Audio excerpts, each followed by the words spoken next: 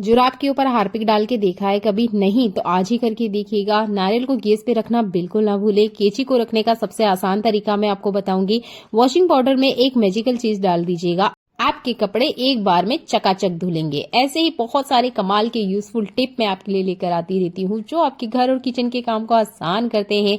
आप मेरे चैनल पे आ ही गए हैं तो चैनल को सब्सक्राइब कर लीजिएगा। वीडियो को लाइक करना बिल्कुल ना भूले। आपको ये वीडियो बहुत ज्यादा पसंद आएगी तो अपने दोस्तों में से शेयर भी जरूर करें। चलिए देख लेते हैं आज का ये यूजफुल वीडियो। पहला यूजफुल टिप बहुत ज्यादा काम आने वाला है। अभी आने वाली है दिवाली, क्लीनिंग तो हम कर रहे हैं, उसके साथ ना पूजा पाठ भी होती है। तो देखिए आपके घर में भी नारियल जरूर निकलेगा। तो ये एक नारियल है, मैंने इसका छिलका उतार लिया है और यहाँ नाइफ लिया है। आप स्क्रू ड्राइवर भी ले सकते हो। और ऊपर वाला ये जो हिस्सा है या जो इसकी आंखें होती है इसमें आपने होल करना है। अब आपने क्या करना है, इसके अंदर जितना पानी है वो आपने निकाल देना है। तो देखिए यहाँ पर एक ही जगह होल हो पाया था, तो आपने क्या करना है, इसका जितना पानी है वो निकाल देना है। इसके बाद में हम इस नारियल को क्रैक करेंगे और पूरा का पूरा नारियल निकाल के मैं आपको दिखाऊंगी। बहुत आसान सा हैक है। हम महिलाओं को ना अक्सर ये काम करने में काफी ज्यादा दिक्कत होती है। हमें हमारे हाथों का बहुत ज्यादा ध्यान रखना होता है। अगर थोड़ी सी अभी कट लग गया ना तो हमारे एक काम के चक्कर में 1000 काम रुक के रह जाते हैं। तो ये हैक आप हमेशा अपनाएं जब भी आप नारियल को क्रैक करना चाहती हैं या उसे आपको घर में तोड़ना है। आपने नारियल का छिलका उतार देना है। उसके बाद में गैस के ऊपर आप इसे रख दीजिएगा और जैसे मैं आपको पलट पलट के दिखा रही हूँ ना, ऐसे आपने पूरे नारियल को पलटाना है। मैं वीडियो कहीं कट नहीं कर रही हूँ, आप चाहे तो सेकंड काउंट कर सकते हैं। फ्यू ऑफ सेकंड लगेंगे, बहुत ज्यादा टाइम नहीं लगेगा।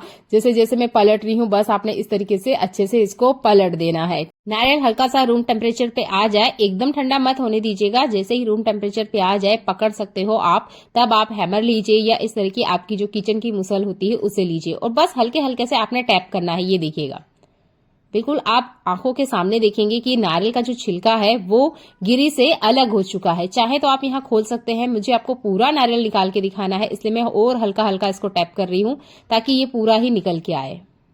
और ऊपर से इसको टैप कर लेते हैं।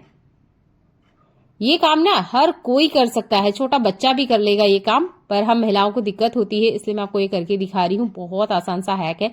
इससे क्या होता है कि जो नारियल का कवर है वो है ना गिरी से बिल्कुल अलग हो जाता है। जैसे ही आप इसे गैस पे रखोगे ये बिल्कुल ही नारियल गिरी की छिलके से बिल्कुल अलग हो जाता है। बस हल्का सा और यहाँ टैप करना पड़ेगा। यहाँ पर मैंने गरम नहीं किया था। अगर आप पूरी तरीके से इसको गरम करोगे ना, आंख वाला हिस्सा मैंने छोड़ दिया था, अगर गरम करोगे ना तो और आसानी से निकल जाएगा। ये देखिए पूरा का पूरा गिरी मैंने आपको निकाल के बताया है। ये जो नारियल है ना ये पानी वाला नारियल था इसलिए यहाँ पे थोड़ा सा क्रैक हो गया है। अगर आप सूखा नारियल निकालने जाओगे वो तो 100% निकल के आ जाएगा। तो ये नारियल को तोड़ने का बिल्कुल ही सही तरीका है। इसी तरीके को आप अपनाएं। चाकू को गलती से इस्तेमाल ना करें। आप एक गृहिणी है, एक महिला है, तो चाकू को जितना हो सके अवॉइड कीजिएगा क्योंकि चाकू से अगर गलती से कट लग गया ना तो एक काम के पीछे न जाने कितने काम रह जाएंगे। और नारियल पानी है वो भी सेपरेट है। देख लेते हैं अगला यूजफुल हैक। कैंची का इस्तेमाल हर घर में किया जाता है। मेरे घर में भी कैंची का इस्तेमाल किया जाता है। हम 3 बड़े लोग हैं, एक छोटा बच्चा है, तो हम सबको कैंची चाहिए। बच्चे को क्राफ्ट के काम के लिए चाहिए, मुझे किचन में ग्रोसरी कट करने के लिए चाहिए और हस्बैंड को भी चाहिए। अब क्या होता है, हम कहीं बाहर जाते हैं तब भी ये कैंची हमारे साथ ही जाती है। अब कैंची को साथ में ले जाना है या कैंची को रखने का सही तरीका आपको जानना है तो आप ले लीजिए पेन के कैप। पेन खत्म हो जाता है उसके बाद में इन कैप को गलती से मत फेंकिएगा। आपने क्या करना है, सीजर को इस तरीके से बंद करना है और ये जो कैप है ये आपने इस तरीके से इंसर्ट कर देना है। थोड़ा सा प्रेशर लगाइएगा तो ये अच्छे से फिक्स हो जाएगी। जैसे मैं आपको दिखा रही हूँ तो मेरे पास 3 कैंची है, तीनों के ऊपर मैं आपको लगा के दिखा रही हूँ। कैंची के साइज से कोई फर्क नहीं पड़ता है। जिस भी साइज की आपकी कैंची हो उसमें ये आराम से बैठ जाएगा क्योंकि कैंची नीचे की तरफ से थोड़ी फैली हुई होती है और ऊपर की तरफ ये पतली होती है, इसलिए बहुत आसानी से ये पेन केप इसके अंदर बैठ जाएगा। बहुत ही आसान सा ये टिप है, आप इसे अपनी लाइफ में जरूर अपनाएं अगर आपके घर में भी कैंची का इस्तेमाल किया जाता है। वैसे कैंची बहुत बेसिक चीज है, ये हर घर में यूज की जाती है, हम हमारे साथ में भी रखते हैं। तो कैंची को इस तरीके से रखें, आपके कपड़े वगैरह या बैग वगैरह बिल्कुल नहीं फटेगा। आप भी वॉशिंग पाउडर का इस्तेमाल करते होंगे। क्या कपड़े धोने के बाद भी आपको ऐसा लगता है कि उस पर ब्रश लगाने की जरूरत है, साबुन लगाने की जरूरत है, क्योंकि दाग धब्बे निकलते ही नहीं है और अगर हमने नया कपड़ा डाल दिया तो कपड़ा कलर छोड़ता है। तो आप ना ये वाला टिप हमेशा अप्लाई करें जब भी आप वॉशिंग पाउडर का जो डब्बा है उसे रिफिल करते हैं। आपने लेना है 1 चम्मच नमक यहाँ पर ये आधा केजी के आसपास ही है, इसलिए मैंने 1 चम्मच लिया है। 1 केजी के बीच में आपने 2 चम्मच नमक डालना है और उतनी ही क्वांटिटी में हमें मीठा सोडा डालना है। ये 2 चीज आप डालोगे ना तो आप देखोगे जितना भी मेल कपड़ों के अंदर रहता है वो अच्छे से फूल जाता है। और अगर आपने गलती से नया कपड़ा गला भी दिया है कपड़ों के बीच में तो कोई दिक्कत नहीं है, एक कपड़े का कलर दूसरे कपड़े में नहीं जाएगा।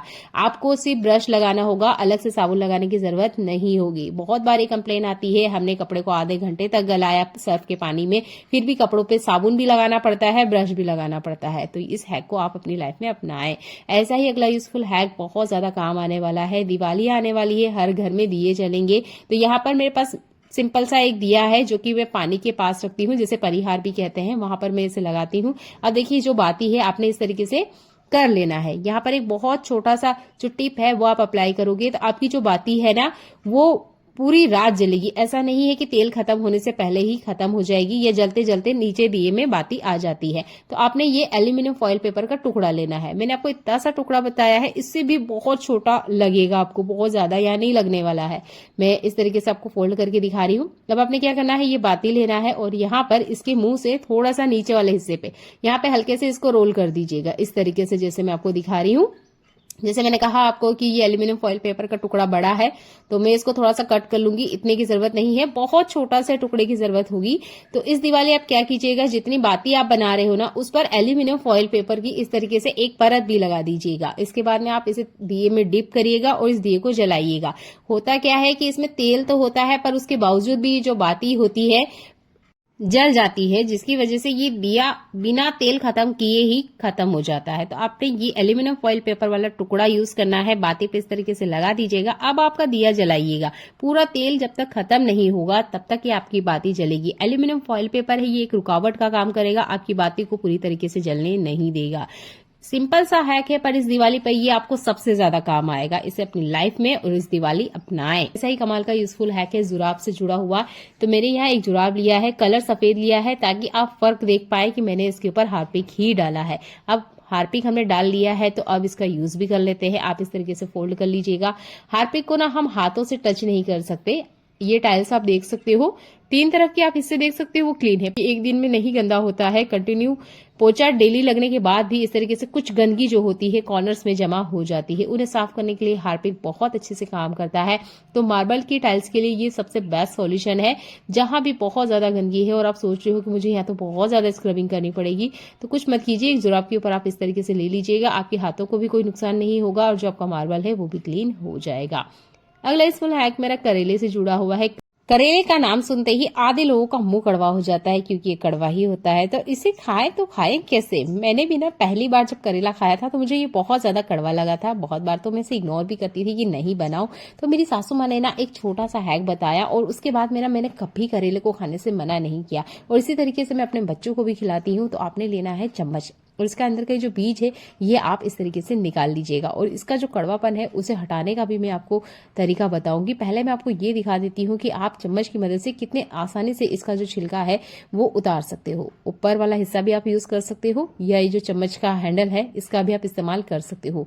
इस तरीके से ही आप छिलका निकालें, चाकू का इस्तेमाल गलती से ना करें। हम महिलाएं हैं, हमारे बहुत सारे काम होते हैं, सिर्फ खाना बनाना ही नहीं, घर की रख रखाव भी हमें करना होता है, बहुत सारी जगह हमें आना जाना भी होता है।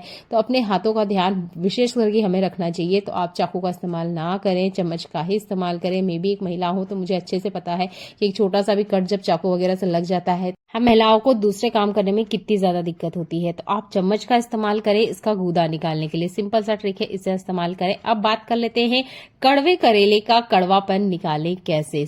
आप करेले को जिस भी साइज में कटिंग करते हैं पहले वो कटिंग कर लीजिएगा। मैंने एक तपेली के अंदर इसे डाल लिया है। अब मैं आपको दिखा देती हूँ कि मैंने इसे धोया है पर इसके अंदर से अभी पानी नहीं निकल रहा है।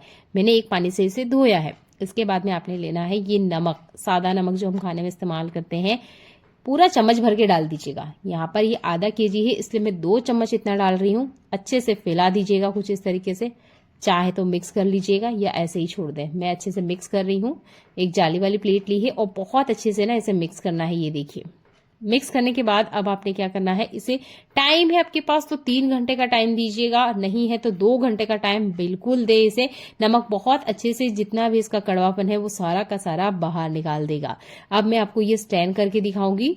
क्योंकि जब हम नमक इसके अंदर डालते हैं ना तो ये रिएक्ट करता है अंदर की तरफ और जितना भी कड़वापन है वो सारा का सारा निकाल देता है। नमक जैसे ही कांटेक्ट में आता है मेल्ट होना स्टार्ट हो जाता है और ये देखिए हल्का सा पानी देख पा रहे हो, ये पानी देखिए, यही पानी निकलना बहुत जरूरी है कड़वे करेले में से। अगर ये नहीं निकला ना तो आप करेला कैसे भी बना लीजिए वो कड़वा ही लगेगा। स्टैंड करके मैं आपको दिखा देती हूँ। तो आधे बाउल से थोड़ा सा ज्यादा ये कड़वा पानी निकला है। कड़वापन बहुत ज्यादा कम हो जाता है, खुशी खुशी हर कोई खाना पसंद करेगा। जैसे ही दिवाली आती थी वो डीप क्लीन करना स्टार्ट कर देती थी। मुझे समझ नहीं आता था कि वो बर्तन में क्या डीप क्लीन करती थी, पर आज जब मैं देखती हूँ ना किचन में तो मुझे समझ में आता है कि हाँ मम्मी यहाँ क्या काम करा करती थी। तो आपके घर में भी ये जरूर हुआ होगा और अगर आपको सही तरीका नहीं पता है ना तो ये गलती आप भी आज कर रहे होंगे। तो मैं आपको ये बर्तन दिखा देती हूँ जो कि डेली यूज में आते हैं। अब ये बर्तन ना देखने में तो साफ लग रहे हैं कि बर्तन तो साफ है, फिर गंदगी कहाँ है।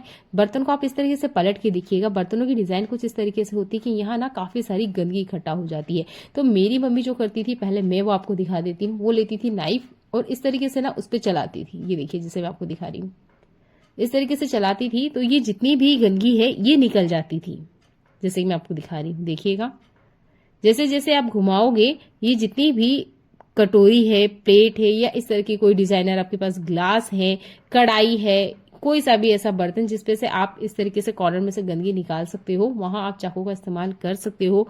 चाकू का इस्तेमाल करना आपको रिस्की लगता है कि नहीं भाई इससे हाथ कट लग सकता है, तो आप चाकू का इस्तेमाल ना करें। पहले मैं आपको इस नॉर्मल सी साफ कटोरी के ऊपर से निकलने वाली गंदगी दिखा देती हूँ। बहुत छोटी है पर ये गंदगी तो है।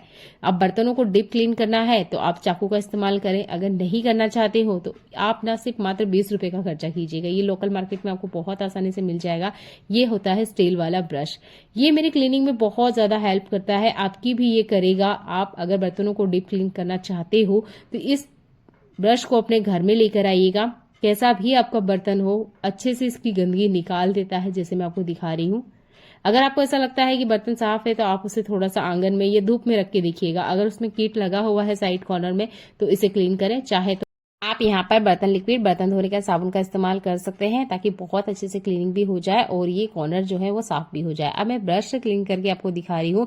मैंने बर्तनों को बहुत पास से देखा है, बर्तन के जो पीछे वाले हिस्से हैं ये बिल्कुल भी गंदे नहीं है। आप बर्तन क्लीन करने के लिए डिश वॉशर का इस्तेमाल करते हैं तो आपको ये टिप अपनाने की जरूरत नहीं है। आपके जो बर्तन है वो आपको क्लीन मिलेंगे, क्योंकि डिश वॉशर में जो बर्तन है वो गर्म पानी से धुलते हैं तो वहां कभी भी चिपचिपी गंदगी इस तरीके से बर्तनों में आपको नहीं मिलेगी। देखने के लिए आपका बहुत सारा धन्यवाद।